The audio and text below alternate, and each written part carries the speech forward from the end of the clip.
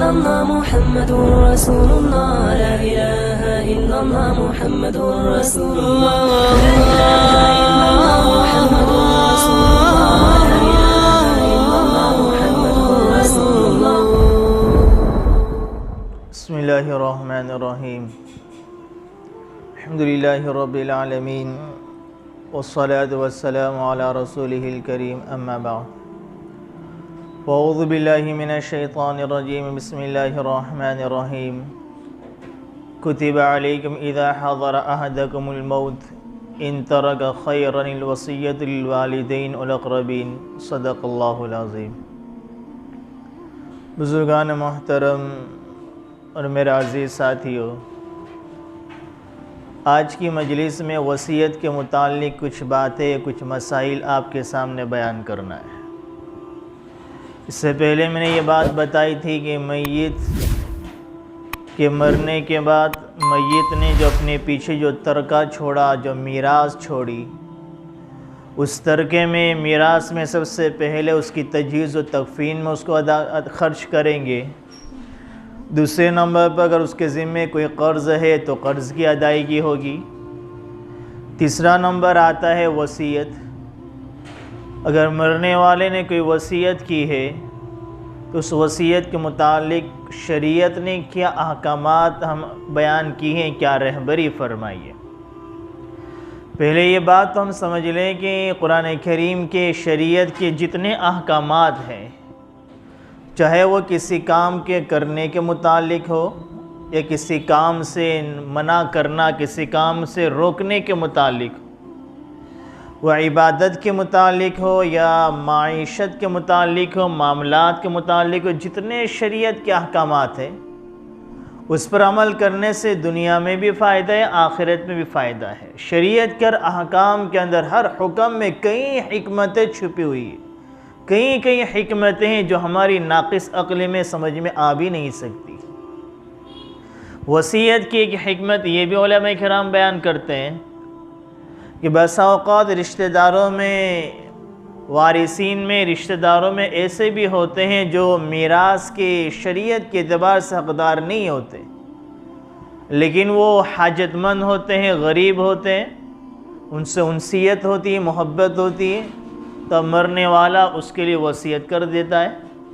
मिसाल के तौर पर पोता है, नवासा है, अगर मरने वाले की औलाद ज़िंदा है, लड़के हैं, लड़कियां हैं, तो उनके औलाद के होते हुए पोतों को मीरास में से हिस्सा नहीं मिलता है, ना नवासों को मिलता है।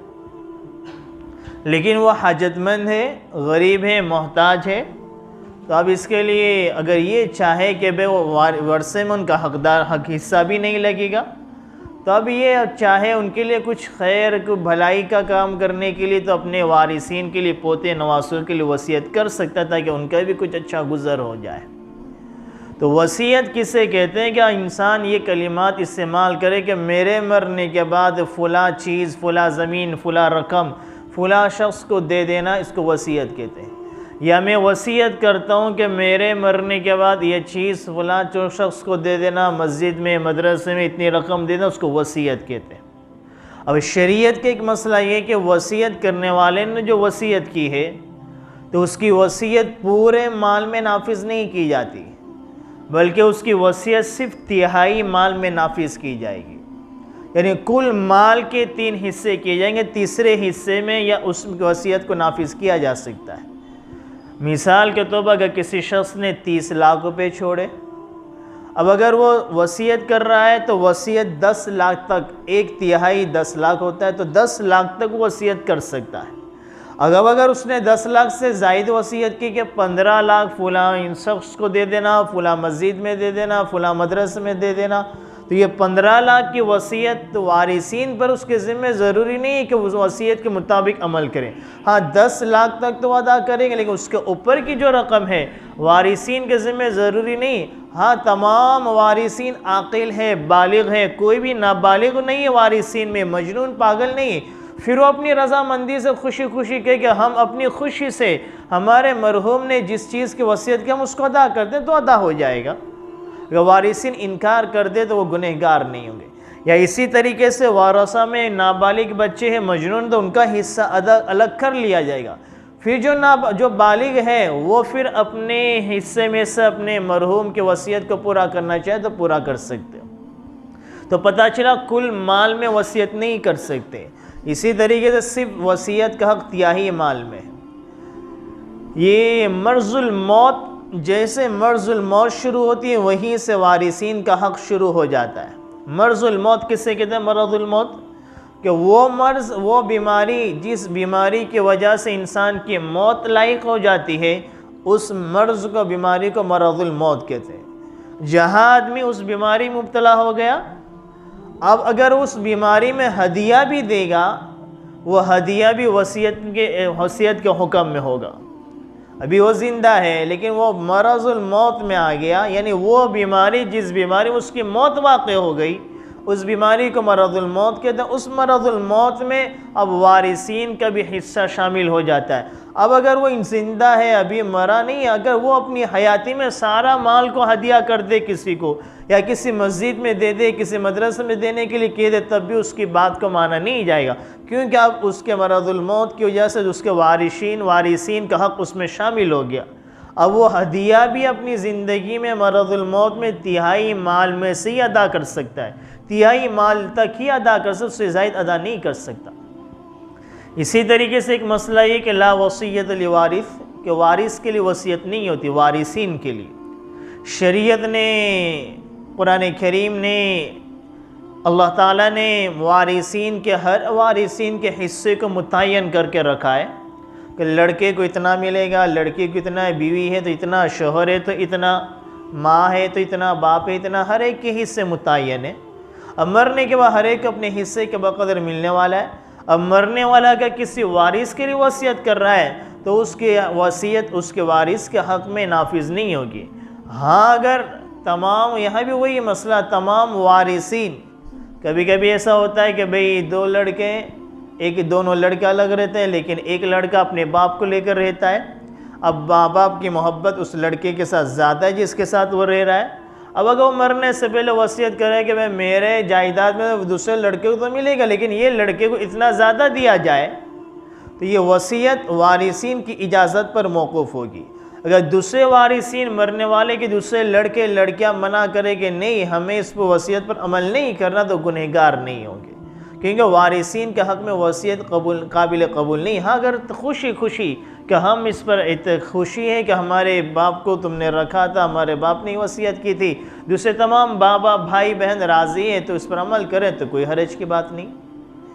इसी तरीके से अगर कोई शख्स का इंतकाल हो रहा है और उसके वारिसीन में से कोई नहीं है, कोई वारिसीन में से नहीं, अब ऐसे शख्स के लिए इजाज़त है कि अपने पूरे माल को किसी को वसीयत करना चाहे तो अपने पूरे माल की भी किसी के लिए वसीयत कर सकते, क्योंकि उसके वारिसीन में कोई नहीं है, वो अकेला है।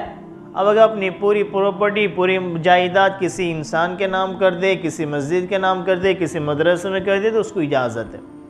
इसी तरीके से अगर शोहर का इंतकाल हो रहा है तो वो बीवी के लिए अगर वारिसीन ना हो, बीवी के अलावा कोई वारिसीन नहीं है, तो शोहर को इजाज़त है तो बीवी के लिए चौथाई माल तक की वसीयत कर सकता है। चौथाई माल तक, कुल माल के 4 हिस्से किए जाए और उसकी चौथाई माल तक की वसीयत करना उसके लिए जायज़ है।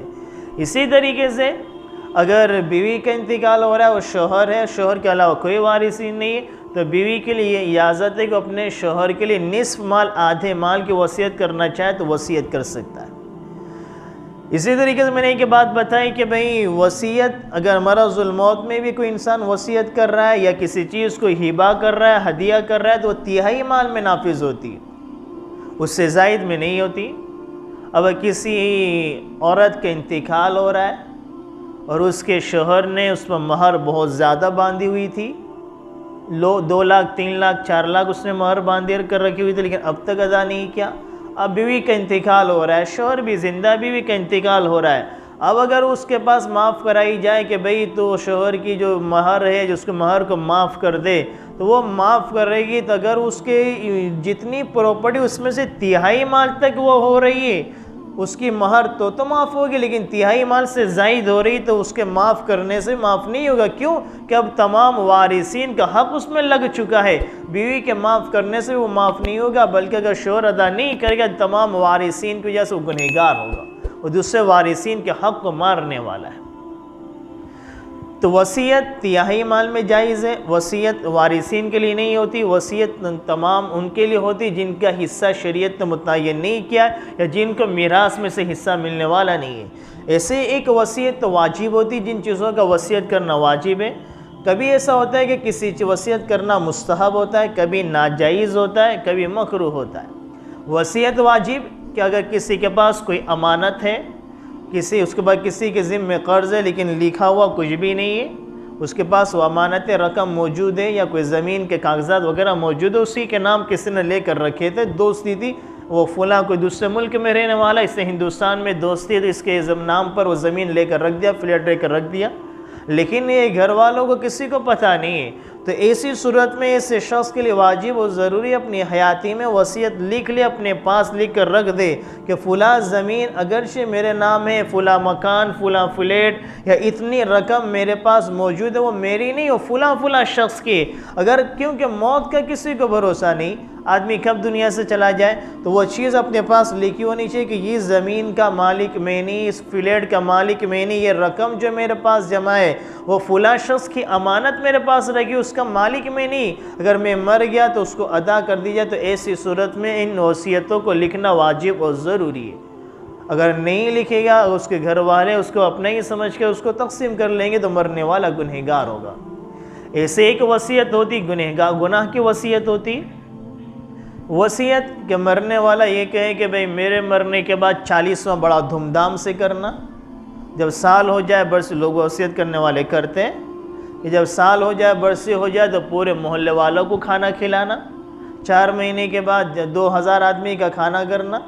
आजकल तो आम रिवाज भी हो गया कि 40 दिन के बाद भी खाने होते, बिरयानी बनाई जाती है, बिरयानी खिला रहे हैं लोग। 40 दिन हो गए, भाई क्या है, लोग नए नए कपड़े पे बना रहे हैं, नए औरतें भी नए नए कपड़े बना रहे हैं, घर वाले भी नए कपड़े, भाई 40 आए ना, 40 के लिए यानी नए कपड़े सिला के जा रहे हैं। और 40 में भी खाने में भी क्या बन रहा है, बिरयानियाँ बन रही। 4 महीने हो गए तो बिरयानी बन रही है, पूरे रिश्तेदार जमा हो रहे, खा रहे। मौत को भी हमने एक मजाक बना कर रख दिया है। ये मोहब्बत नहीं, ये मोहब्बत इसका नाम नहीं, ये तो तमाम आमाल इस्लाम के ख़िलाफ़ है। तो मैं ये कह रहा कि कोई वसीयत कर जाए गुनाह की कि भाई 40वां धूमधाम से करना, बरसी मेरी धूमधाम से करना, या मेरे इन रकम को जो मेरे पास इतना पैसे, इतने पैसे में से एक सिनेमा बना देना, थिएटर बना देना, वहाँ जो बन रहा है उसमें ये रकम खर्च करना, तो ये सब गुनाह की वसीयत है।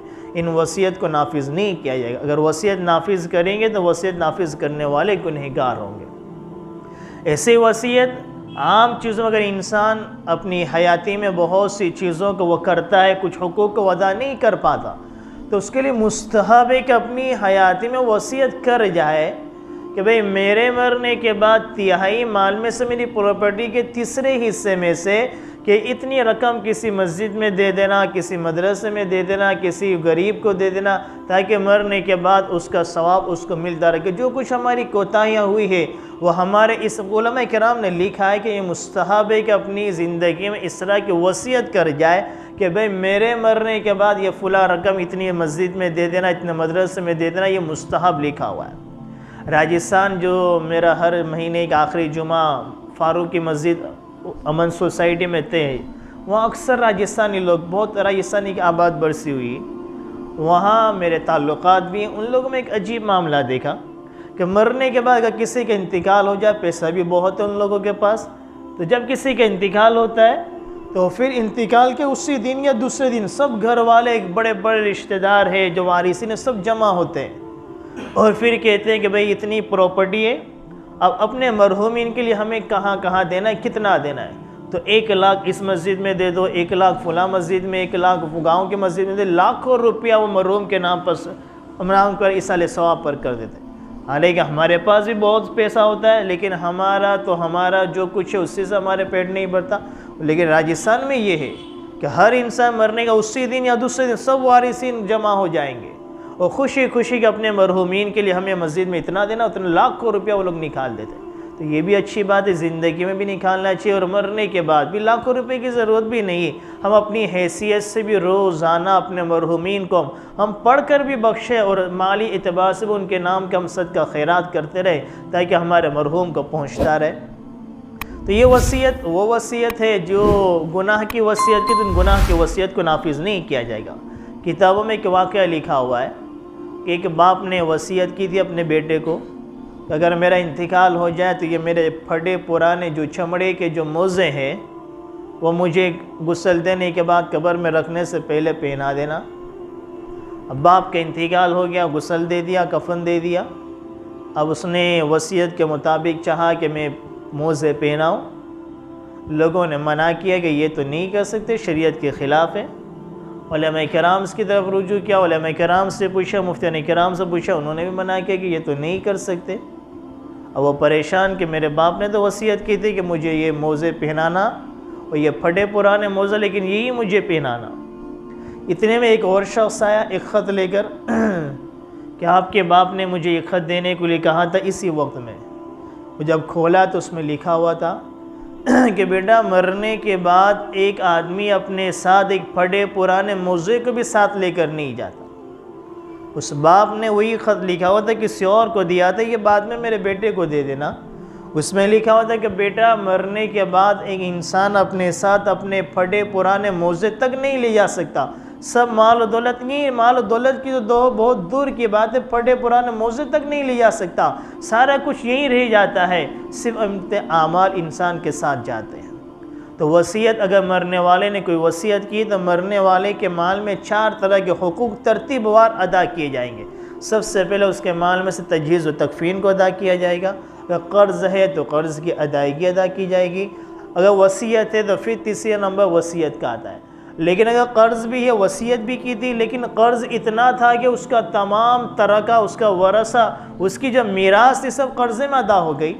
अब इसने वसीयत भी की थी तो कर्ज़े को अदा किया जाएगा, वसीयत को पूरा नहीं किया जाएगा। ये नहीं कि हमारे मरहूम ने वसीयत की थी, अब कर्ज़ा देने वाले को हम कर्ज़ा नहीं देंगे, हमारे वसीयत की जब मस्जिद में कहा है कि वो मस्जिद में दे देना, हम तो मस्जिद ही में देंगे, तो ये गुनहगार होंगे। खालिक का हक़, अल्लाह ताला का हक़, ये वाजिब ज़रूरी नहीं है वहाँ अदा करना, मस्जिद में अदा करना, मदरसे में अदा करना। जिनका कर्ज़ है वहाँ अदा करना ज़रूरी है। लिहाजा अगर कर्ज़ की अदायगी में तमाम माल खर्च हो जाए तो वसीयत जो कि वसीयत के लिए नहीं बचा है, तो वसीयत के नहीं बचने की सूरत में वसीयत को पूरा नहीं किया जाएगा, कर्ज़े को अदा किया जाएगा। कर्ज़ अदा करने के बाद अगर वसीयत की है तो वसीयत भी तिहाई माल में अदा की जाएगी। शरीयत का निज़ाम देखे, एक सहाबी हमारे नबी ने, एक सहाबी ने फरमाया, आखिरी वक्त चल रहा था, हमारे नबी जब इयादत के लिए आए, उन सहाबी ने कहा रसूलुल्लाह मेरे पास बहुत ज़्यादा माल है और सिर्फ़ एक ही बेटी है, मैं अपना सारा माल वसीयत कर दूं कार खैर में। हमारे नबी ने मना फरमाया कि बहुत ज़्यादा ही है। फिर क्या कि पूरा नहीं तो निस्फ माल आपने मना फरमाया। फिर सुलुस पूरे माल में से तिहाई तो आपने इजाज़त दे दी कि ठीक है, क्या तिहाई भी ज़्यादा ही और तिहाई की इजाज़त दी। फिर फरमाया कि तुम बेहतर है कि तुम मरने वाला अपने पीछे जो वारिसीन को छोड़ कर जा रहा है वो अच्छी हालत में छोड़ कर जाए, ऐसी हालत में छोड़ कर जाना कि वारिसीन दूसरे के सामने हाथ फैला। इससे बेहतर है कि अपने वारिसीन के लिए वारिसीन को अच्छी हालत में छोड़ कर जाना चाहिए। तो इसलिए शरीयत ने वारिसीन का बड़ा ख्याल रखा है। अगर कोई माल तमाम के तमाम माल की वसीयत कर दो, तमाम माल की वसीयत नाफिज नहीं होगी, सिर्फ तिहाई माल में वसीयत नाफिज होगी। अल्लाह ताला समझने की तौफीक अता फरमाए। आमीन। अमा अलैना इल्लल बलाग।